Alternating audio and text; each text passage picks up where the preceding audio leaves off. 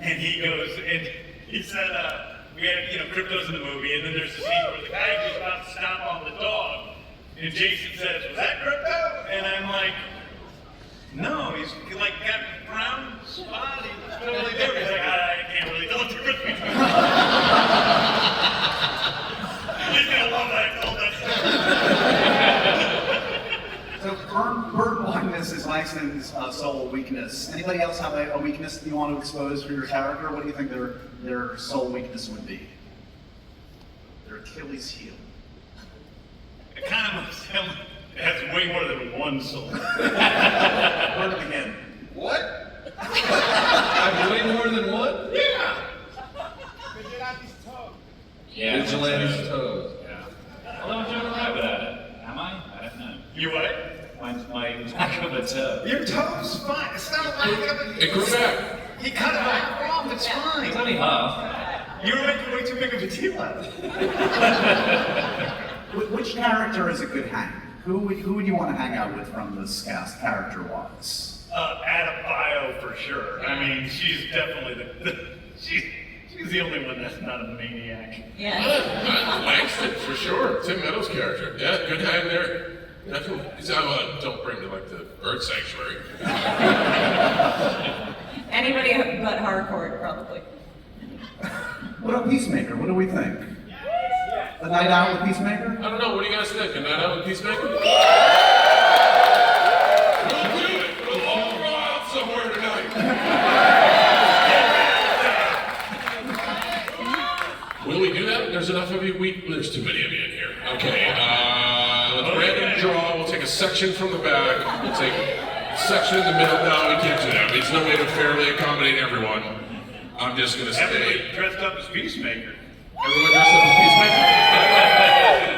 You guys are in for an interesting evening. Talk about commodities. That's it. What do you think the banana futures trade's gonna be? That's a night with Peacemaker. Anyway, that's been fun. We got 21 minutes left. Let's work By with the way, it. that scene was directed by Greg Matola, who's from Superbad fame, and he is an amazing director who did such great work on our show this season. So. Yeah, I loved working with him. He was awesome. He did episodes 2 and 3, and they're really, really great episodes. We talked about that amazing fight scene for you, Jennifer. What we do get a sneak peek at Peacemaker fighting with himself, essentially, in that trailer. I would like to reclassify that. I would like to say we get to see Peacemaker playing with himself.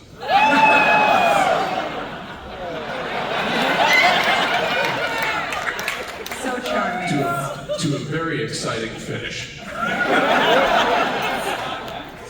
It's very short, though. Thank you. That's my time, folks. I was going to ask you what it's like to...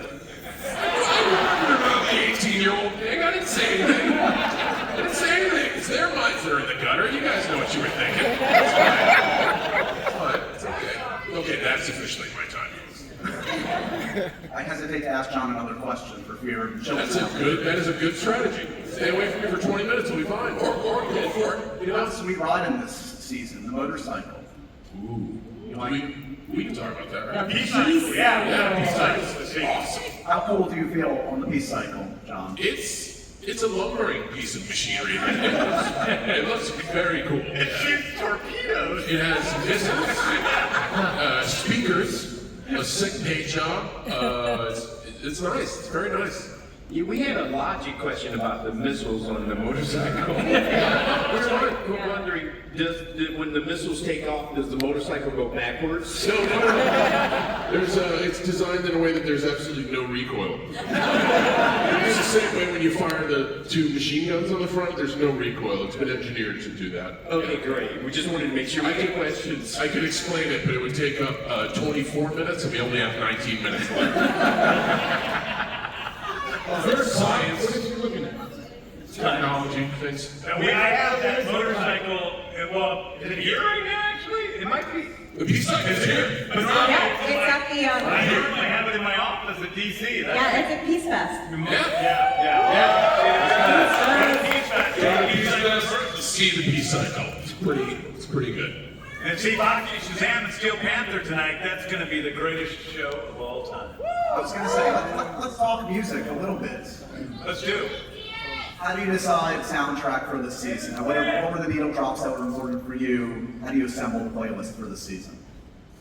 I mean, I do it the same way I do everything. I mean, first of all, I think the soundtrack this season is my favorite soundtrack I've ever done. It's so good with so many bands I love. It is in line with the soundtrack from the first season, but it's a lot more modern bands, actually, a lot more songs from the past 10, 15 years or so.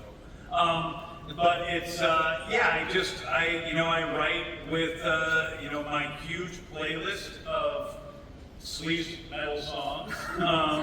And I, sometimes have a song that I write a scene for, or a scene that I write a song for. That song was something I've had on my list for a long time in the hardcore bike scene. There's a band called Silvertide sang Blue Jeans.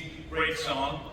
Gonna be on, I believe it's on the album, the LP that's coming out. So it's Ozzy Osbourne. And Ozzy Osbourne in the trailer.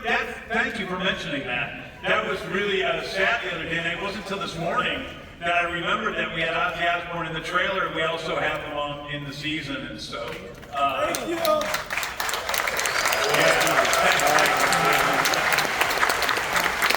Since Danielle isn't here, maybe you could speak to where we do find Adebayo this season. Obviously, she's so optimistic despite everything. She keeps believing, but she's also like Harcourt, can't work in the intelligence agencies in the United States, and she learned at the end of the first season that she wants to be a spy or a mercenary. And so she's trying to start up her own mercenary business, and it's going absolutely nowhere in the beginning of the season. So, but she doesn't bring her down. She just keeps on believing. She is so optimistic. That's one of her superpowers. Yeah.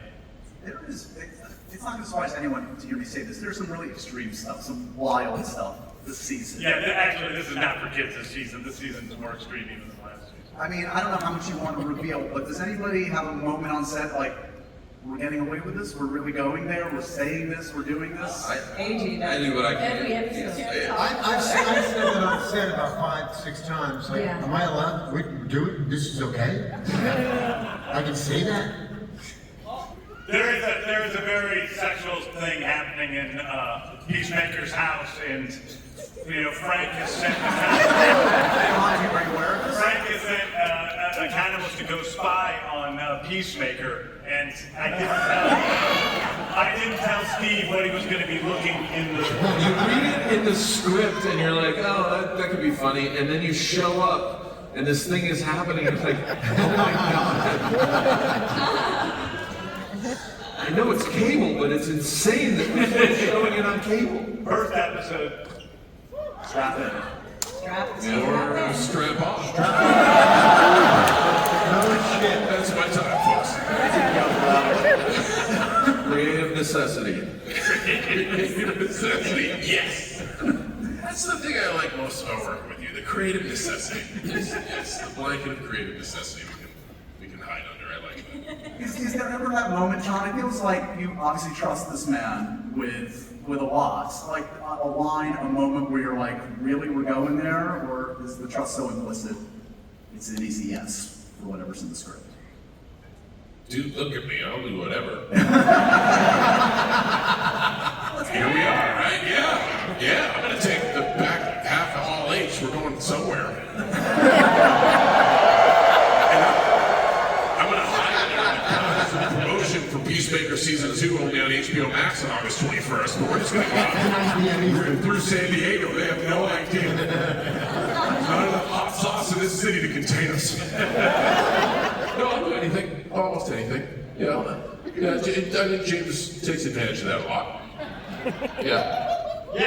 That's why we're good. That's why we're right. Now, listen, John's the best. I mean, he really does. He will try anything, and he's just really open. And for a guy who is as famous as John Cena is, which, let's face it, he's one of the most famous people in the world. He has no ego whatsoever. He is there to do. This is true. He got naked at Academy Awards. Take it to Mexico! And this is a guy on the street. And he gets very very silly when he's on stage. Hold on. He gets very silly when he's on stage, but the truth is John Cena turns in an amazing performance this season. And I saw him in season 1, and then I came back to do this season a couple of years later, and I honestly couldn't believe what he was capable of and how much he had grown as an actor in those 2 years. And you guys are in for something incredibly special this season because of the work of all of these actors, but especially John. It's really, really something to see. And this is my favorite, everyone knows, this is my favorite thing in the world, you know? I love this show so much, and I especially love these people here that I'm up here on stage with. This is the best group of people in the world, and they're all, except for Frank. And they're all, this show is just a complete joy to me, and I'm so grateful that I have these people, you know, walking beside me as we do this. And today has been the most fun day I've had in, you know, a year. The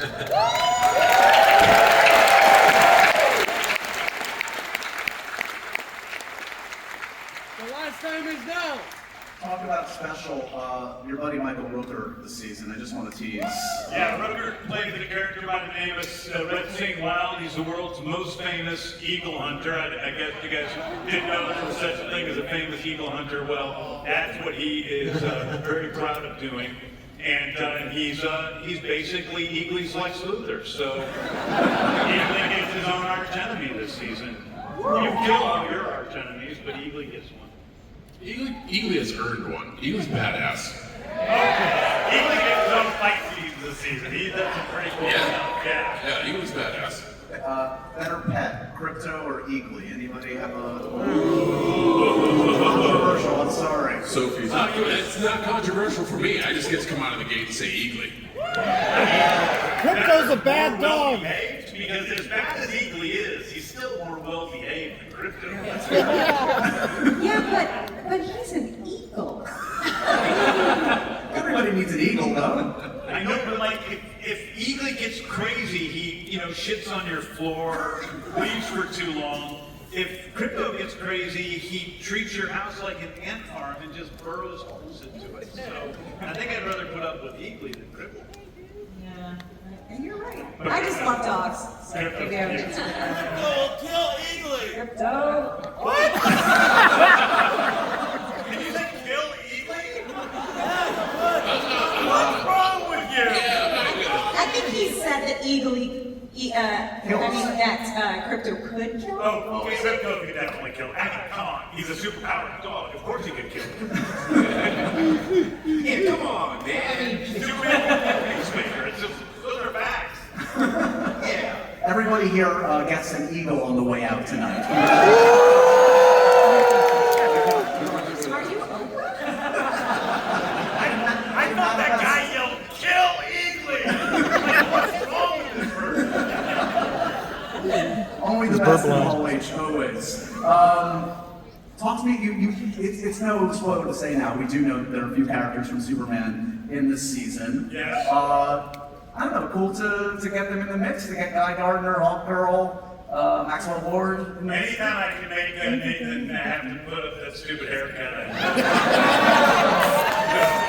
He's good. I'm not going to see him tonight, but they're in it, and Isabella's just such a joy to be around. And, you know, maybe there's a couple other people wandering around these halls that are in Superman, but are also in Peacemaker Season 2. Does anybody want to make a pitch? You've got the head honcho for a spin-off for your character. Do you want to make a pitch for the Economist solo series, Steve, or? Yes, sir. James? I had a pitch for the Economist and Vigilante, like a buddy comedy. I thought that would be really fun. Yeah. Well, that is the way in which Vigilante has changed, Freddie. Because he has started to move some of his obsession of Peacemaker over to an obsession of Economos. So he now has these two male figures who he's totally obsessed with. And he calls Economos every single day. Yeah. You get to see both of them get really annoyed with me. Yeah. Do we want to, as we wrap up, one final tease, favorite episode? What's the one to, I mean, they're all great. I've seen 5 of them, but what's the one to look out for? 6. Six. Yeah, I and said 8. I mean, both 6 and 8. I guess it would be between those two. I would say number 1. I was shocked by number 1. One's great. Yeah, 1 was like, my mind was blown. I was like, I can't believe we're getting away I know. with all this stuff. You We haven't haven't seen. seen 8 yet. Right? We read it. Who directed 8? I forget. Who directed 8? James. That's all I This is so true. I'm sorry. Wait, who directed 6? 6 you said. James. Oh, my Sorry, my ass a little bit. See, Last this- night I was sitting with Frank and I go, we're going on. He's like, oh, the season's so great. I'm like, yeah, I really like the season. I love it so much. I'm like, I especially love episodes 1, 6, and 8. And Frank goes, those are the episodes you directed. But I'm the asshole.